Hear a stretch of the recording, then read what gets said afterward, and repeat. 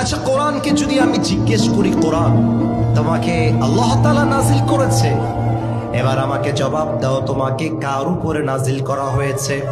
ওয়া আমিনু বিমা নুজিলা আলা Muhammad, believe in whatever Allah subhanahu wa ta'ala has sent to his last messenger Muhammad sallallahu alayhi wa sallam.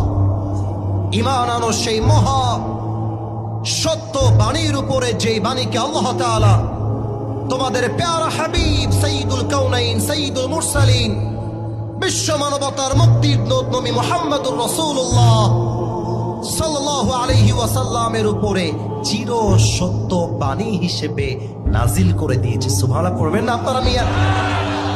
ও আচ্ছা, তুমি আমার নবীর উপরে এসেছো, এবার তুমি আমাকে জবাব দাও, তুমি যেই মাসে এসেছো ওই মাসটার নাম কি? কোরআনে জবাব আছে না নাই?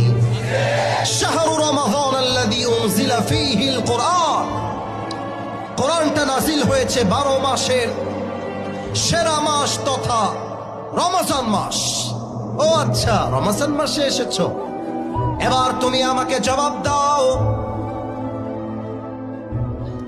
ও কোরআন তুমি কি রমজান মাসে দিনে এসেছো নাকি রাতে এসেছো? ইন্না আনজালনাহু ফি লাইলাতিল কদর ওয়া মা আদরাকা মা লাইলাতুল কদর। আল্লাহু আকবার। এই কোরআনটাকে আল্লাহ তাআলা নাজিল করেছেন এক মহা বরকতপূর্ণ রাতে, যে রাতটার নাম হচ্ছে লাইলাতুল কদরের রাত। সুবহানাল্লাহ পড়বেন না আপনারা সবাই?